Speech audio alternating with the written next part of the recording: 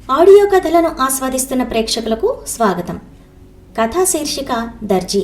రచన పొత్తూరి సీతారామరాజు. స్వరం సత్యకళ. శాంతమ్మ 70 ఏళ్లు నిండిన భర్త వైపు జాలిగా చూస్తూ, శూన్యంలో చూపులు నిలిపి ఏవో ఆలోచనలతో మిషన్ కుడుతుంటే కుట్టు దారి తప్పుతాది, మీకు జాగ్రత్తలు చెప్పి చెప్పి విసుగు వస్తుంది అని అంది. ఆమె మాటలకు నవ్వుతూ బట్టలు కుడుతూనే ఉన్నాడు శ్యామలరావు. శాంతమ్మ తన భర్త నవ్వుని చూసి, సంతోషానికి మించిన సంపదను ఆ దేవుడు మీకు ఇచ్చాడు. ఇంకా ఎందుకండి మీరు కష్టపడటం? మీ కష్టంతో అబ్బాయిని అమెరికా పంపించారు. అక్కడ వాడు ఉద్యోగం చేస్తూ పిల్లా పాపలతో ఆనందంగా ఉన్నాడు అని అంది. శ్యామలరావు తన భార్య బాధను అర్థం చేసుకుని, నా మనసుకు నచ్చి చేసే ఈ వృత్తి నాకు ఆత్మతృప్తినిస్తుంది. నీ మనసుకు నచ్చనిది ఎప్పుడూ తప్పవుతుంది. మనిషికి పని చిన్నతనంలోనే అలవాటవుతే జీవితం దారి తప్పదు శాంత. ఈ మిషన్ కుట్టే కదా వాడిని విదేశాలకు పంపించింది. వాడిని అమెరికా పంపించేదాకా నన్ను స్థిమితంగా ఉండనివ్వలేదు.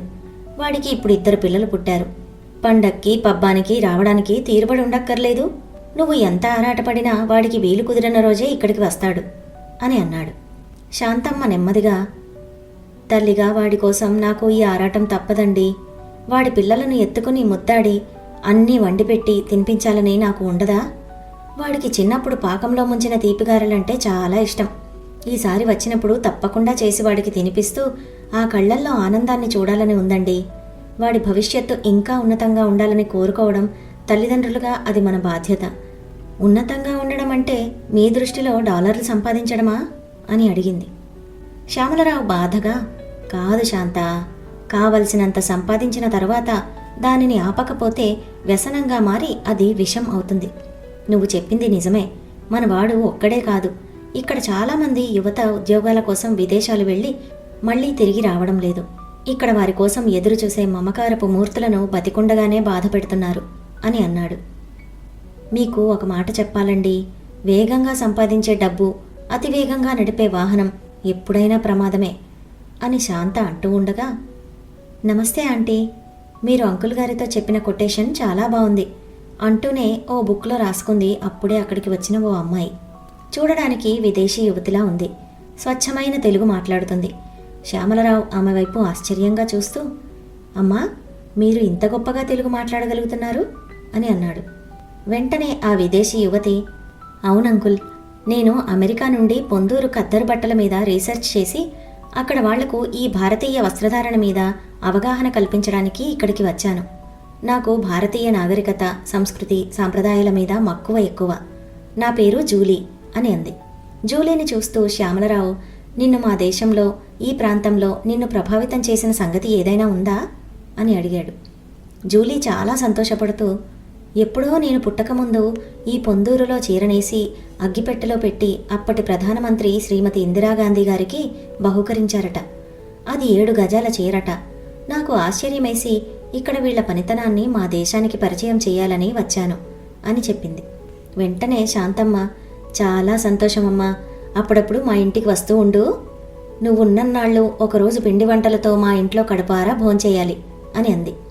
జూలీ 2 కాళ్లకు నమస్కరిస్తూ, ఇక్కడికి దగ్గరలోనే హోటల్లో ఉంటున్నానంటీ. నా వర్క్ పూర్తయ్యాక వెళ్లే ముందు ఏదో రోజు మళ్లీ మిమ్మల్ని 2ని చూడటానికి వస్తాను అని అంది. ఆ దంపతులు 2 సంతోషంగా, లే తల్లి, విదేశాల్లో పుట్టిన సంస్కారాన్ని పుణికిపుచ్చుకున్నావు. నిండు 100 ఏళ్ళు సౌభాగ్యంతో ఉండు తల్లి అంటూ దీవించారు. శాంతమ్మ తన భర్తతో, సంక్రాంతి పండగ దగ్గరికి వస్తుందంటే నా మనసు దిగులుగా ఉంటుందండి. ఈసారైనా మన వివేక్ భార్య పిల్లలను తీసుకుని ఇక్కడికి వస్తాడంటారా? అదే సమయంలో శ్యామలరావు సెల్ మోగింది. లాంగ్ రింగ్ రావడంతో అది తమ వివేక్దేనని అర్థమైన శ్యామలరావు ఉత్సాహంగా టాక్ బటన్ నొక్కాడు. ఫోన్ తీయగానే, హలో నాన్న, నేను వివేక్ని మాట్లాడుతున్నాను అని అన్నాడు. ఫోన్లో కొడుకు గొంతు వినగానే ఎక్కడ లేని ఉత్సాహం వచ్చేసింది. భార్య వైపు తిరిగి, వివేక్ చేశాడు ఫోన్ అన్నాడు శ్యామలరావు ఉద్వేగంగా. శాంతమ్మ ఆత్రంగా భర్త దగ్గరకు వచ్చి, అవునా అని అంది. శ్యామలరావు స్పీకర్ ఆన్ చేయగానే శాంతమ్మ ఆనందంతో, చెప్పు నాన్న, కోడలు పిల్లలు బాగున్నారా అని అంది.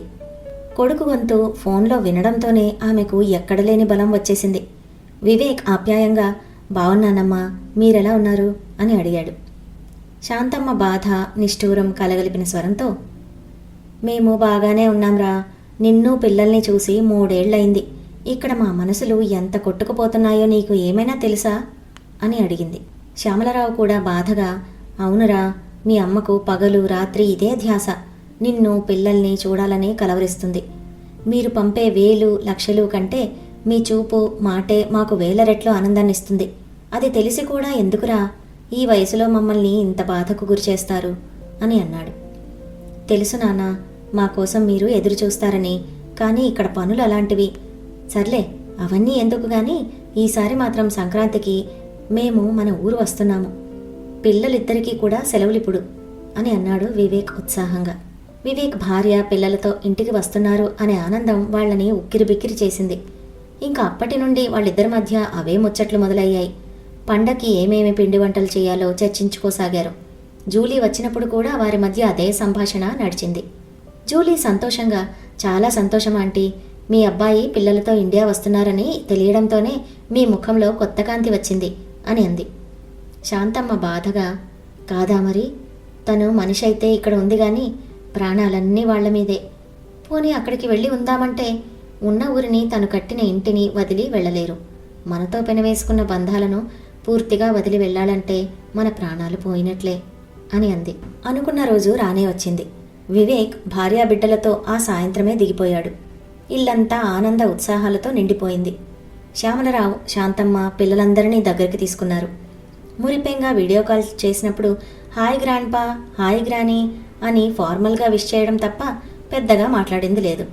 ఈ 3 ఏళ్ల కాలం వాళ్ల మధ్య చాలా దూరాన్ని పెంచింది. మనవాళ్ళిద్దరికీ పైజామా లాల్చీ కుట్టించింది. పండుగనాడు ఆ బట్టలు వేసి భోగి మంటలో పిడకల దండను వెయ్యాలని ఎంతో ఆశపడిన శాంతకు నిరాశ మిగిలింది. అలాగే తాను ఎంతో కష్టపడి పిల్లలకు చేసిన పిండి వంటలు కూడా రుచించకపోవడంతో ఎంతో నిరుత్సాహంగా అనిపించింది. వివేక్ భార్య కీర్తన, ఈ ఆయిల్ ఫుడ్ వాళ్లకు డైజెస్ట్ అవ్వదు అత్తయ్య. అమెరికా నుండి వచ్చేటప్పుడు ఫుడ్ తెచ్చాను అంటూ తాను తెచ్చిన బ్యాగ్లో నుండి కొన్ని ఫుడ్ ప్యాకెట్స్ బయటికి తీసింది. కీర్తన అలా అనగానే శాంతకు చాలా బాధగా అనిపించింది. తర్వాత రోజు శాంతమ్మ కోడల్ని, అమ్మా కీర్తన, నువ్వు పట్టుచీర కట్టుకుని పిల్లలకు లాల్చీ పైజామాలు వెయ్యి. మీ మామయ్య గారు ఎంతో ప్రేమతో పిల్లలిద్దరికీ తన మిషన్ మీదే కుట్టారు. నీకు పట్టుచీర తెప్పించారు, కట్టుకోమ్మా అని అడిగింది. వెంటనే కీర్తన, మాకవి ఏమాత్రం కంఫర్టబుల్గా ఉండవు అంటూ ప్యాంటు షర్టు పిల్లలకేసి తను మాత్రం పైన టీషర్టు కింద షార్ట్ వేసుకుంది. కోడలు బట్టలు చూసిన శ్యామలరావు సిగ్గుతో తలదించుకున్నాడు. శాంత ఏమీ మాట్లాడలేక వంటింట్లోకి వెళ్ళిపోయింది. శ్యామలరావు కోడలతో, కీర్తన, ఈరోజు పెద్ద పండుగ, చీర కట్టుకో అమ్మా. ఇక్కడ ఎవరైనా నిన్ను ఇలా చూస్తే అంత బాగోదు తల్లి అని అన్నాడు. ఆ మాటకు కీర్తన, మావయ్య గారు, చూసేవాళ్లకు సిగ్గు అయితే కళ్ళు మూసుకోమనండి. అమెరికాలో ఇంతే. ఇక్కడ మన దేశ ఆచార వ్యవహారాలు ఇంకా పాత చింతకాయ పచ్చళ్లానే ఉన్నాయి, ఏమీ మారలేదు. అందుకే నేను మా ఆయనతో ఇండియా రానని చెప్పాను. నన్ను బతిమాలి తీసుకొచ్చారు. మీరు చేసిన పిండి వంటలు తింటే పిల్లలకు మాకు వాంతులవుతాయి. ఇప్పుడు మనం తినే ఆహారం మార్కెట్లో దొరుకుతుంది. చేతులు కాల్చుకుని ముఖానికి మసి రాసుకుని కష్టపడి అత్తయ్య చేసే వంటకం కంటే బయట ఆర్డర్ పెట్టుకుని తినేద్దాం. అందరూ హాయిగా ప్లేట్లు కడగాల్సిన పని కూడా లేదు. అప్డేట్ అవ్వాలి మామయ్య గారు, ఇంకా పాత రోజుల్లోనే ఉన్నారు మీరు అని అంది. బాధగా శ్యామలరావు, శాంత ఒకరి ముఖాలు ఒకరు చూసుకున్నారు. తన కొడుకు వివేక్ కోడలి చేతిలో కీలుబొమ్మని ఎప్పుడో అర్థమైంది వాళ్ళకి. శ్యామలరావు తన భార్యతో, మనం ఏమైనా మాట్లాడితే వాళ్ళ మనసులు బాధపడతాయి. వాళ్ళ ఇష్టం మీద ఇక్కడ వాళ్ళు ఇష్టమైన విధంగా ఉండి వెళ్ళిపోతారులే. ఈ విషయం గురించి నువ్వేం మాట్లాడుకో అని అన్నాడు. శాంతమ్మ కన్నీళ్లతో కొడుకు వివేక్ వైపు చూస్తూ, నువ్వు పుట్టిన తర్వాత మా జీవితంలో వెలుగు వచ్చిందని ఈ ఇంటిని దొడ్డిని నీ పేర రాశాం. ఇప్పుడు నువ్వు ఈ ఇల్లు అమ్మేసి అమెరికా వెళ్ళిపోతాను అంటున్నావు. మరి మీ నాన్న నేను ఎక్కడ ఉండాలిరా అని అడిగింది. శ్యామలరావు పంట కోసిన తర్వాత వట్టిపోయిన చేనులా ఉన్నాడు.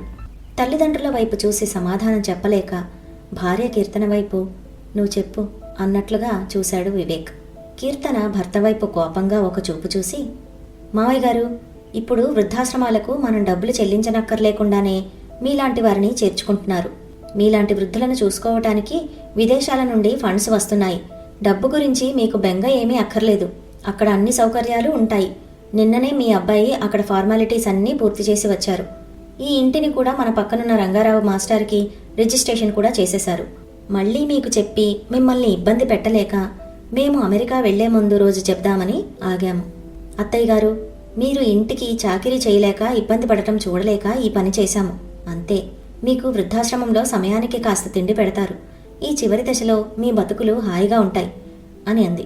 శ్యామలరావు దుఃఖాన్ని దిగమింగుకుంటూ, చాలా బాగుందమ్మా మీరు చేసిన పని. శాంత, నీకు గుర్తుందా? కాలు కదపకపోతే మన కడుపాకలి తీరేది కాదు. రాత్రి పగలు నా రెక్కలు కదిపి కళ్ళు కాయలు కాసేలా బట్టలు కుట్టి వీడిని పెంచి పెద్ద చేసి విదేశాలు పంపాను. ఇప్పుడు మనల్ని వృద్ధాశ్రమానికి పంపినా నువ్వు బాధపడకు.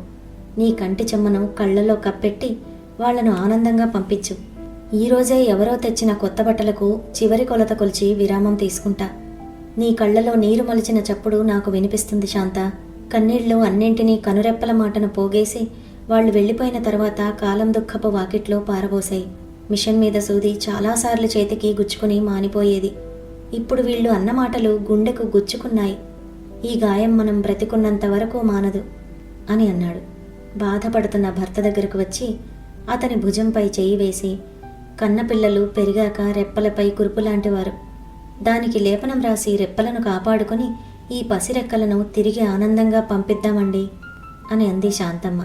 అదే సమయంలో నిండుగా చీర కట్టుకుని తలలో పూలు పెట్టుకుని అక్కడికి వచ్చింది జూలీ. వచ్చి రావడంతోనే శ్యామలరావు శాంత కాళ్లకు నమస్కరించి వారి ఆశీర్వాదం తీసుకుంది. అది చూసి వివేక్, కీర్తన ఆశ్చర్యపోయారు. జూలీ గురించి తెలుసుకుని ఇద్దరూ ముఖాలు దించుకున్నారు. వెంటనే జూలీ నాగరికత పేరుతో అనుచితంగా ప్రవర్తించిన కీర్తన వైపు చూస్తూ, కీర్తన గారు, మీకో మాట చెప్పాలి. హిందూ సంస్కృతి సాంప్రదాయం గురించి నేను ఎంతో ఆసక్తి కనబరిచి ఇక్కడికి వచ్చాను.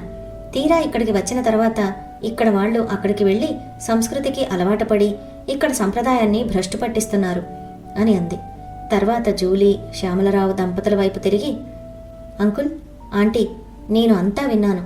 మీకు అభ్యంతరం లేకపోతే మిమ్మల్ని నేను దత్తత తీసుకుని అమ్మా నాన్నగా పెంచుకుంటాను. చిన్నతనంలోనే తల్లిదండ్రులకు దూరమైన నన్ను మీ దగ్గరకు ఆ దేవుడే పంపించాడు అనుకుంటున్నాను. మీ కడుపున కాచిన కాయలే మీకు ఫలాలు ఇస్తాయి అనుకోకపోతే నాదో మాట. దారిలో కనిపించిన ఏ చెట్టు ఫలంగానో భావించి మీరు నాతో రండి అంటూ వారి ఇరువురి చేతులు పట్టుకుని అలాగే కూర్చుండిపోయింది.